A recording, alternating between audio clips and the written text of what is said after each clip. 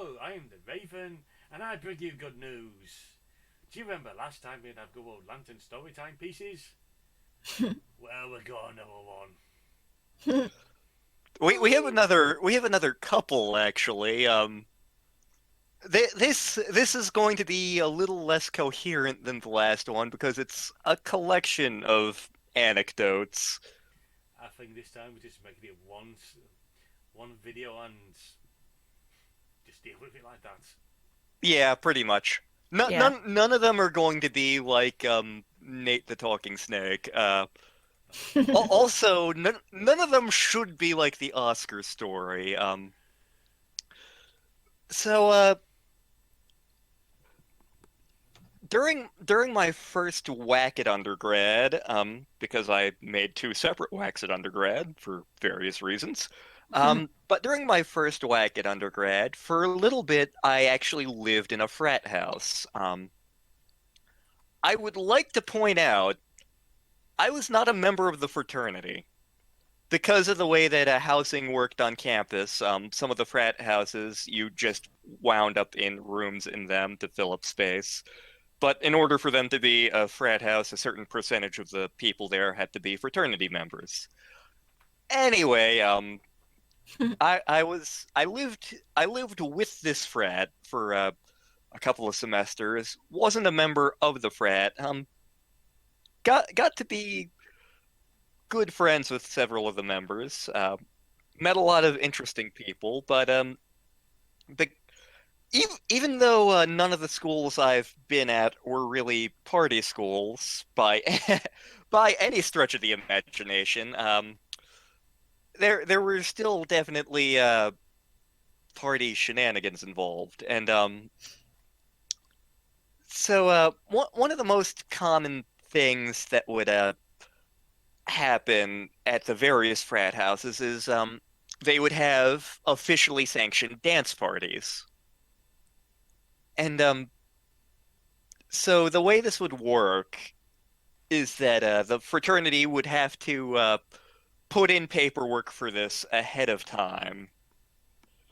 And so they would send in the paperwork to the university and to university security. I don't know all the offices that they'd have to send this paperwork into because I wasn't a member of the frat, not my department. I just live here. But they would send in the paperwork and it would get approved for a specific date. And so what would happen is a specific number of the fraternity people would be designated as security. And the way this would work is that the security people would man the doors and check to make sure that it was only, in theory, university students coming in. We would check for ID, or they would check for ID because I wasn't a member of the fraternity. And generally liaise with the cops because once a night the cops would come by and they generally wouldn't be far off and do a walkthrough to make sure that nothing illegal was happening within obvious view. Now, the the thing the thing about being security is if you're on security, you really can't do the fun time dance party stuff. You can't do the dancing or the drinking that certainly wasn't happening. What are you talking about? And and you can't hit on the college babes who were there. My, my God, if there was only like horribly not a people person living here who wouldn't want to be on the dance floor anyway, who could just like fill a spot. If only we had someone like that. Hmm. Hmm. Hmm. Hmm. Hmm. So yeah, very frequently for these dance parties, I would volunteer to be like a security person. I wouldn't be the only security person on the door necessarily, but it would just mean one less person they need around and one more who can enjoy themselves. And so I did this for a lot of the dance parties. I think there was only like one or two where I didn't do security whatsoever. Hmm. Um, and like again, we weren't a huge party school, but even still, weird crap would happen. And so I do have a couple of wacky bouncer stories. Um, some of these actually all occurred in the same night. So I think I'll start with a couple of those. It was the start of my junior year, and it was literally the first week of classes. Normally, the first week of classes, campus is kind of dead because everyone's still getting their bearings, and the university hasn't had time to return paperwork about parties or big events or anything like that. However, the frat I lived with did something ingenious. So what they had done was at the end of the spring semester the previous year, they put in the paperwork for an official dance party for for the first week of classes, Huh. the fall semester. And somehow, I don't know who was asleep at the switch for this. It got approved. Oh, joy. So it is the first week of classes. It's Friday night. This dance party, literally the only thing going on campus. So so yeah, it was a pirate themed party because those were always the most popular ones. And yeah, yeah, exactly. Yar. The Pirates of the Caribbean movies were coming out at that time, so pirates were very super in vogue. That was around the time when Talk Like a Pirate Day was first becoming a thing. Um, and let's see, at that point, Tex, who had been the main security guy, had graduated. So they they come up to me and are like, "Hey, we know you did security a lot last year. Can you you still want to do that? I know Tex isn't here, so you're not going to be able to hang out with him. Who's going to be on the front door? It's it's the great and mighty Ed for those of you familiar with those stories. Oh yeah, sure. I love Ed. I can do that. So Ed and I are on the front porch. And we're thinking, yeah, it's going to be a decent crowd because we're the only thing on campus. We uh we grossly underestimated the draw that this party would have. So like the way we got away with drinking at these dance parties, and by this point I was 21, so like if I wanted to I could drink in private, but if a room was closed and locked when the police were coming through to do their checks, they wouldn't go into locked rooms. It's like, oh, okay, they're not part of the party. Wink, wink, nudge, nudge. But it was very much one of those we won't ask as long as you don't do anything stupid sort of arrangements. So we're having this party and like Ed and I are doing the security thing and we're like, "Oh my God, there's a lot of people here. There's a lot of people coming in. It's a ridiculous amount of people." And like we've got people in pirate costumes coming in. We have one girl come up like, "All right, do you have ID?" And she says in a very British accent, "Oh yes, I have my ID somewhere here." And I'm thinking, "Oh, she must have just seen one of the movies and is being in character." So I'm like, "Oh yes, thank you for your ID." She goes in. Ed turns and looks at me. I'm in class with her. You realize she's actually British, right?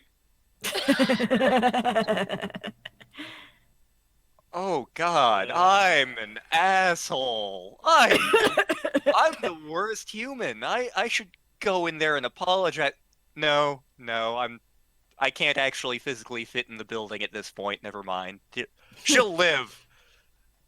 She'll just have a story about, man, there was a guy at this party on security and he was kind of a jackass. And it's like, no, it wasn't deliberate, I promise.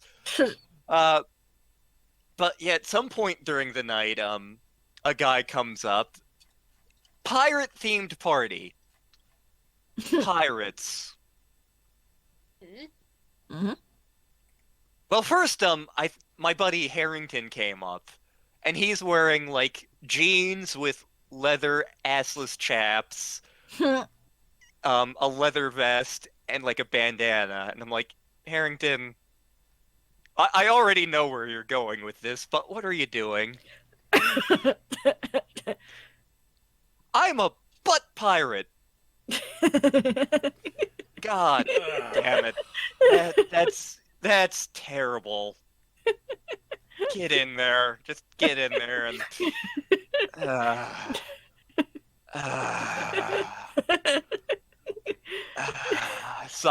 like a whole bunch of just me and the great and mighty Ed just face palming and groaning, just like, oh my God, why? But yeah, like later in the evening, we are greeted by something even more majestic than the butt pirate. Two. Because a guy comes up to the door, and I'm not sure if you'll be able to imagine this, but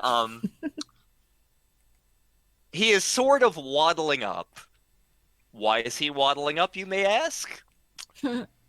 Well, he is wearing not just a costume, but a very elaborate costume. Because you see, it is a cow costume.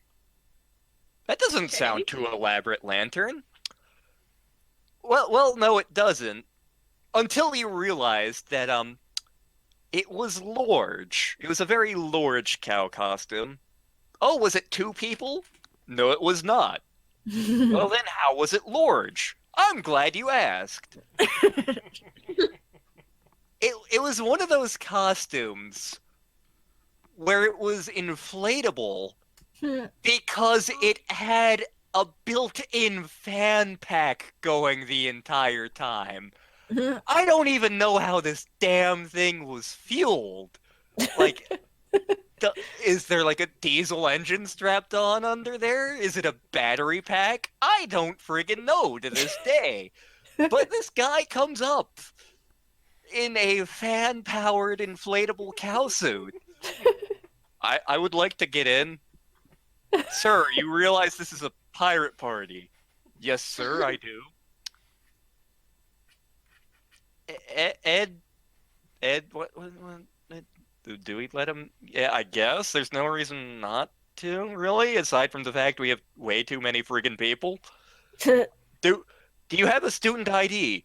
Yes, sir, I do. Shows me the ID.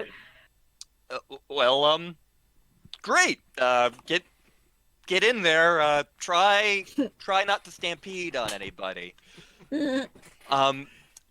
By this point, there are entirely too many people in the building. Like, we were definitely violating fire codes. It's ridiculously hot in the building because it's summertime in the American South, and there's a crap load of people in this building. So several of the frat brothers actually hook up hoses to the outside. Oh boy. Oh no. Run them into the building and are just spraying people down so that they don't pass out from heat exhaustion. Jeez. And at some point, like, one of the frat brothers runs out to us and is like, guys, we have a problem. What? We're out of booze. Oh, heck. I blame the sea cow. It could be the sea cow. Yeah, it could have been. And I'm like, dude, I'm not even a member of the frat. This is not my problem. Ed, is this your problem? Nope, not my problem. I'm just gonna go dream of frogs. I'm gonna go dream of frogs later. So like sometime after that, the police come up and they're like, it looks pretty lively in there. We're like, yeah, it is. And like we had given somebody in there like the high sign, so they are like ushering people out the back so that we're not technically violating fire code for the 15 minutes that the police are going in. Then the sea cow gets stuck in the door. Damn it! Yeah, quite possibly. And like the police are like, you know we have to check for safety, and we're pretty sure we're going to check if there's alcohol in there. I turn to the police officer and I go, sir, if you can find alcohol in there, congratulations, you can keep it, because we sure as hell couldn't find it. But yeah, the cops do their run through, and it winds up being fine. They're like, okay, you guys aren't currently violating fire code. We know you were earlier, but you're not at the moment. Just smuggle everybody back in when we're not looking. Don't do anything stupid. We didn't find any booze. Yeah, we didn't think so. So like the party ends at like 3 a.m. or something, and we're like pushing all of the inebriated and heat exhausted people out, and it's a process that takes a long time. The frat house is trashed, but as we're shoving people out, one of the dudes who was at the frat party walks up to me. Hey, I think you're in a class with me. Oh dear. Yeah, your face looks familiar. Yeah, sure. Yeah, it's one of those classes where there's like 150 of us, but yeah, you look familiar. Don't know your name, but yeah, you're there. Dude, because you're in a class with me, you have to help me. Oh dear. I mean, I am on security. I am here to help. I met a girl in there. Quite possible, sir. It was very crowded. There were many girls in there. You need to help me find her. Her name was Sam Garbage Can.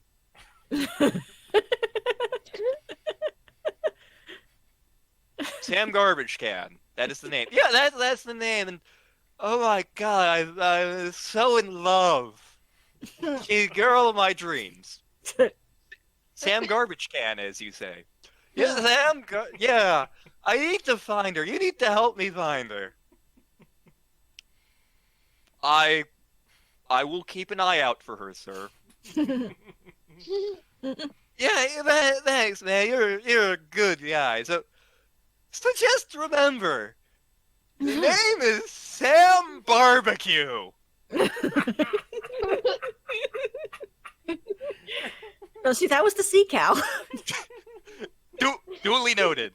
And like he walks off another like 20 feet, runs into some random person leaving the dance party, some other inebriated person. I need you to help me. I'm looking for a girl, Sam Barbecue. She broke my heart, and I would like to think that like he was walking back to his dorm, and like every 20 feet he ran into somebody, and each and every single person looking for Sam Toaster Oven, looking for Sam Refrigerator. I'm looking for Sam Cuisinart. But yeah, it was just one of those things where it's like, okay, is there a Sam Garbage Can here? Nope, didn't think so. Okay, And then it turns on. out that was the British girl you talked to. I mean, it could have been. Um, and like that wasn't the only party where crazy crap happened. Uh, I know for a fact this was at a different party, but I know Star is fond of this one. Um, so so again, when we're doing when we were doing the dance parties, there would generally be cops not very far away, just keeping an eye on things in case we needed to grab them, and then they would do their once an evening walkthrough. So I had once again been on security, and that night I think I was up front with Francis. Not positive, but pretty sure. And one of the frat brothers comes in, and like it's the tail end of the party, like it's winding down, and this frat brother had been somewhere else partying with a couple other friends, and they're coming back, and they have each one of them has a stack of beer cans that is about 1 me tall. And like they're walking along with these. And I'm like, oh no. One of them comes up to me. Wizard! What the hell are you doing? I am a wizard! This is my wizard staff! And apparently, this is some form of drinking game that I only saw that one evening and have never seen since. But you get a bunch of cheap beer and you try to drink enough to make a wizard staff, and you wind up sloshed. So the cops are right over there across the street. I've got these three idiots with me-sized staffs of empty beer cans. Guys, can you think of any reason why this might be a bad idea? Like the cop who is literally right over there. Oh, they can't see me. I'm invisible. Wizard. I look up over to the cop. The cop looks up to me from across the street. Our eyes meet, and there was ever so brief a telepathic connection. Kenny Loggins playing in the background. Yeah, Kenny Loggins playing in the background, and it was just the communication was like, "Sir, I had nothing to do with this. The frat party technically had nothing to do with this. This is not my fault." And the police officer, his eyes communicated to me, "I understand. I didn't see anything. Get them inside." It's it's one of those moments where like I look at the police officer, nod, he nods. There's no vocalization. We just look, and we understand, and we know. And of course, those are just for like the official frat parties. The unofficial were infinitely more troublesome because we'd have to have security inside, because if we had them outside, the cops would notice and be like, "What are you doing?" So the unofficial ones would be just like in the fraternity basement. They tended to be smaller. And like the way those worked is my friend Francis and I would be like in front of the basement door, which was locked and had like a sheet over the window so that nobody could look in. We would be playing cards. And if somebody wanted in, we would knock on the door, and would send them in. We had a separate knock if the police showed up. Of course, if the police showed up, we would be screwed anyway because there would be no way they could get everything set up that fast. Luckily, it never happened. But yeah, I remember one night for one of the unofficial frat parties. This was actually like one of the first times I met my friend Britt. But one of the frat brothers, for some reason, decided he was very drunk and he just showed up in a Santa costume. So he just spent like half an hour hanging out with like me, Francis, Britt, God, I don't remember who else was there, but there were just like four of us, and Britt, who had had a couple of beers at that point, was like, "Oh boy, I'm hanging out with Santa who looks a lot like Elvis." So there are some pictures of that somewhere from like 12 years ago. But yeah, like security at the frat house, life in the frat house was just always an adventure. Just from sheer weird things happening. uh, Wizard. And again, like we weren't like a hugely party frat. Like the fraternity was like set up in three different houses, three different families, sorry. And like one of them was like the dude bro frat house. One of them was like, we like food. We like food and we like it a lot. And then like the third one was like, we're mostly the gay people. Yeah, the frat I lived with had the reputation for being the gay frat, even though like most of the members were straight. And because we lived in the South, this occasionally caused problems, but that's another story entirely. Mm. But yeah, just life, like for all you viewers who may potentially be going to college, you may think you're ready.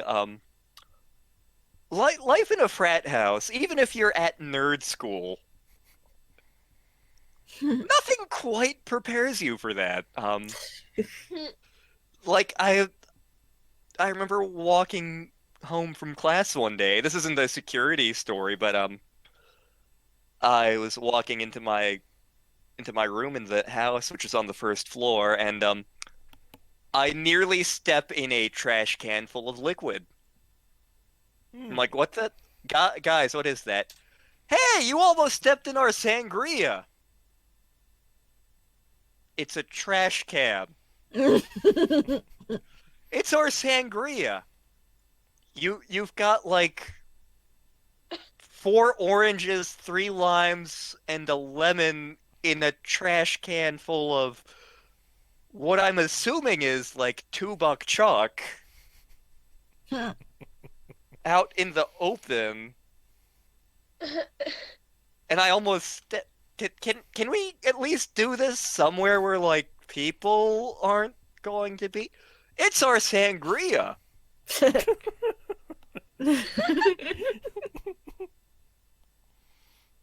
Oh, and like there was a night where like I had an organic chem exam the next morning, and it was when I was still living on the first floor. So I told them like, okay, guys, I know you all have dead week. I have an exam. Organic chemistry is hard. I need sleep. And like they're throughout the entire night, like I'm just hearing noises, and like every now and then I go out and I'm like, guys, I'm trying to sleep. I have an exam. Finally, at like 3 a.m., I hear, "Get to the chopper!" I go out.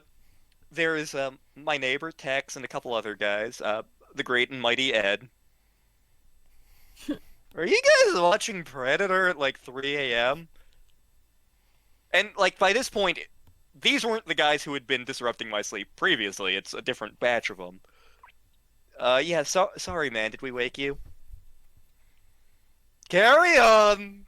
It's like, no, I am clearly just astral projecting myself in front of you to tell you to stop. Yeah, living in the frat house did not do wonders for my GPA, and that's like one of the reasons I did not finish my first whack at undergrad. That said, I met some fun people, got some good life experience. Mm. What other crazy frat? I do have the knee dislocation story. Oh yeah. Oh, and I also have a good Great and Mighty Ed story. Which one would you rather hear? Should I keep going or should I be wrapping this up? So we've got time for one more short story. Okay. Do you want the knee dislocation one or Great and Mighty Ed? I think since we've talked about Great and Mighty Ed, we have to probably go with him. Yes. Okay. Okay. So the Great and Mighty Ed. He was a good friend. Loved hanging out with him. He believed in taking care of his friends. Very much so. Like he was the natural bartender type. Like there were a couple of nights later on in my career at that particular university where I just had a bad night, and he's like, "Okay, sit down here. We're going to play video games. I'm going to give you a drink. If you need to talk about something, that's fine. If you don't need to talk about something, that's also fine. Whatever it is, I'm here." So the Great and Mighty Ed was a good friend. He was a great friend. That said, like he started drinking at like age 11 because he was very Southern. And he was a rambunctious drunk. So one night, it was during what was called blowout, the week before exams, which I didn't generally participate that much in because that was before I started drinking. Um, um, but so like I'm watching an LP on YouTube. Blowout is going on in the rest of the frat house, and all of a sudden, I hear the Great and Mighty Ed come in. He kicks open the door in the common area. "I'm going to kill Byron!" And I'm like, crap, I need to take care of this. So I come out, and there's the Great and Mighty Ed, holding a chair. There is nobody else around. "I'm gonna kill Byron!" "Ed, put the chair down." "I'm gonna kill Byron!"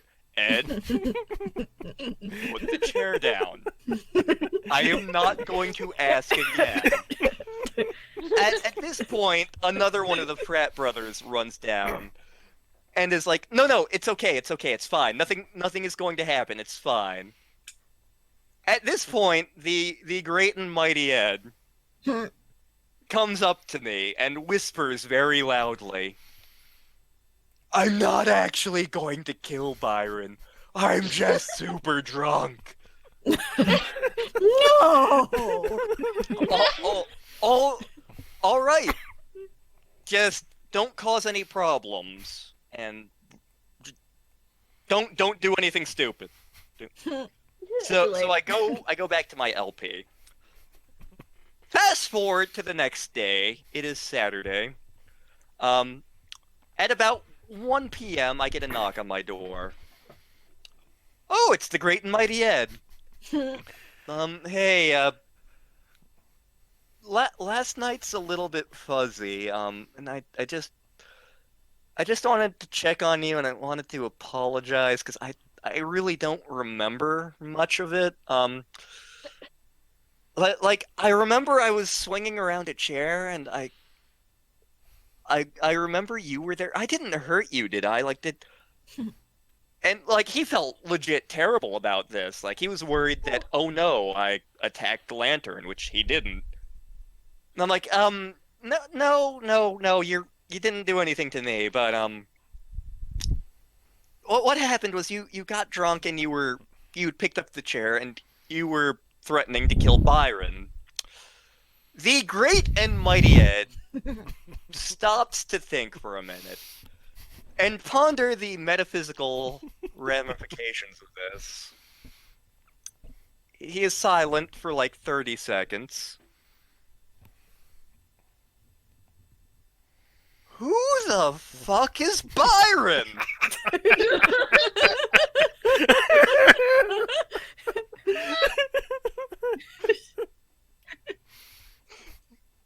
That's not the only really good Great and Mighty Ed story I have, but it's a good one. And like I knew who Byron was, and I actually know some of the behind the scenes of why that happened. It basically amounted to like this guy Byron was getting close to one of the girls who was friends of the frat, and one of the frat brothers was getting jealous. But luckily, the great and mighty Ed uses his powers judiciously, and nothing dangerous happened. But it was uproariously funny that Ed's like, "Who's Byron? Why did I want to kill him?" He was actually the sea cow. No, Byron was not the sea cow. I can say that for certainty. I have no idea who the sea cow was.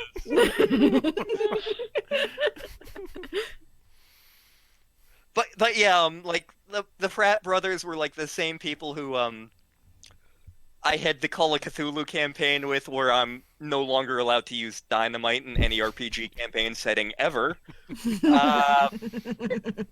They were also the ones for the D&D session where we attempted to drown a monster in the poo water. Poncho's words, not mine. Yeah, it like seriously, nerd fraternities are a trip and a half, and if you can survive them, I do thoroughly recommend it.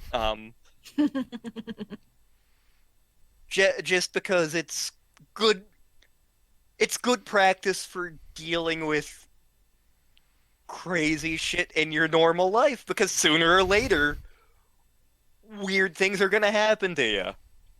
Having experience coping with weird things, always helpful. It prepares you for birds.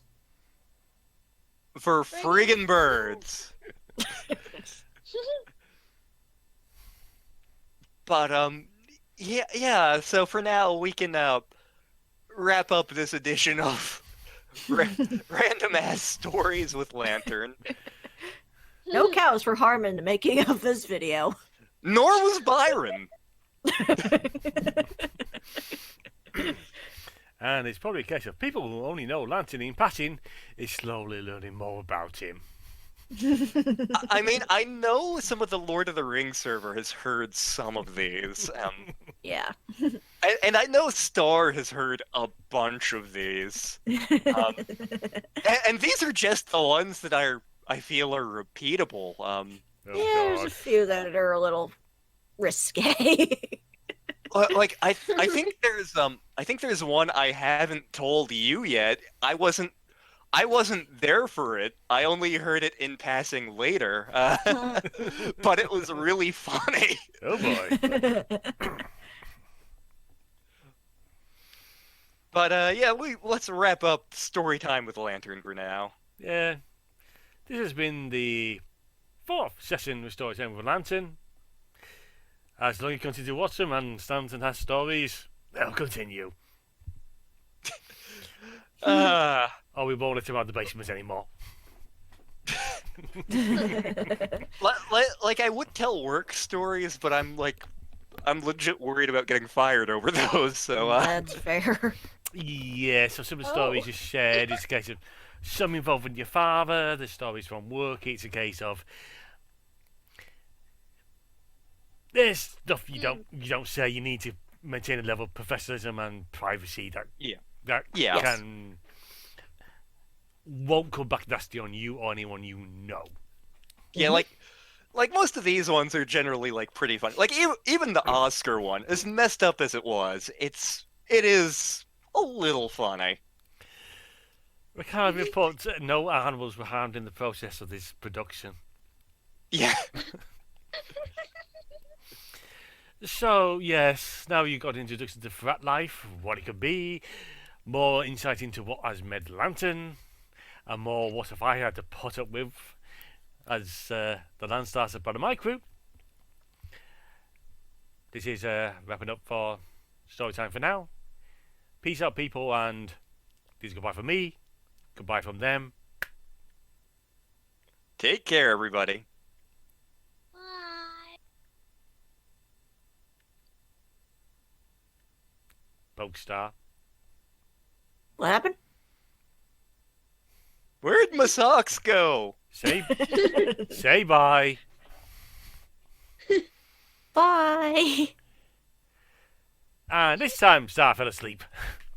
No, I just got distracted. Yeah. By cheesecake? If only. Bye.